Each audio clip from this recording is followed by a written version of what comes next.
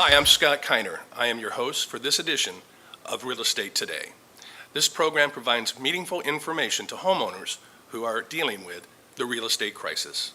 My guest today is a prominent Palm Springs attorney, a real estate attorney and broker by the name of Mitchell Reed Sussman.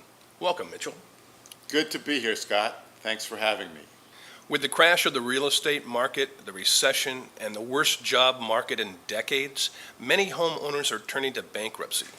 The question or the topic of today's show is, can bankruptcy stop foreclosure?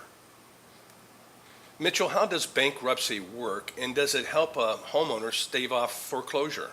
The filing of a bankruptcy case invokes an automatic stay pursuant to 11 U.S.C. 362, and this automatic stay results in an injunction against any foreclosure, any repossession, any lawsuit, any collection activities. So yes, the filing of a bankruptcy under Chapter 7, 11, or 13 will stop a foreclosure. So what is an automatic stay?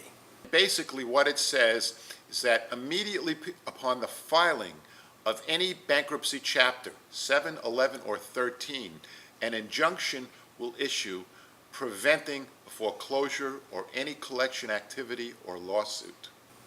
So what type of things does an automatic stay prevent? The automatic stay will stop the foreclosure, it will stop a lawsuit, it will prevent a repossession, and it will prevent collectors from calling you and harassing you. So does an automatic stay permanently stop foreclosure, or can the mortgage holder continue with the foreclosure? When the bankruptcy is filed, the automatic stay will stop the foreclosure, but not permanently. This is an automatic stay that exists during the term and course of the bankruptcy. So when the bankruptcy case is closed, the automatic stay dissolves or disappears. Well, here's a question everyone wants to know. What exactly is adequate protection? Adequate protection is what needs to be given to a mortgage holder who has filed a motion for relief from the automatic stay. And there's two basic forms of adequate protection. Number one is the equity cushion. By that I mean if you have substantial equity in your real estate, then the judge will not grant relief from the automatic stay based upon a substantial equity cushion because the mortgage holder is not damaged while you're temporarily in bankruptcy because there's a substantial equity cushion in the property. Unfortunately, in today's economy, there aren't that many equity cushions, and so the other way to prevent the motion from relief from stay being granted is to offer the mortgage holder adequate protection in the form of monthly payments. Does it matter if I file Chapter 7 or Chapter 13? By all means, it makes a difference whether you file a Chapter 7 or Chapter 13.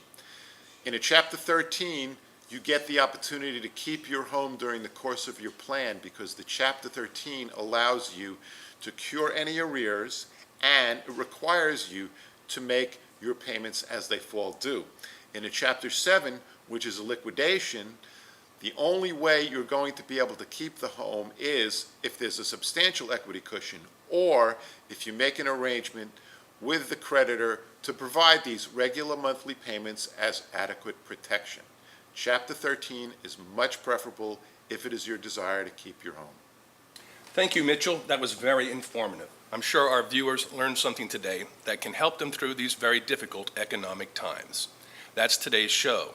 But before we go, if someone viewing the show or a real estate professional has a particular topic or subject they would like to see on this show, you can reach me by email at scottk@kinercom.com. If you have a question about this show or a question for Mitchell, you can reach him by email at mitchell.sussman@palmspringsLitigationAttorney.com. Thank you for watching. Real Estate Today is brought to you by BBVA Compass.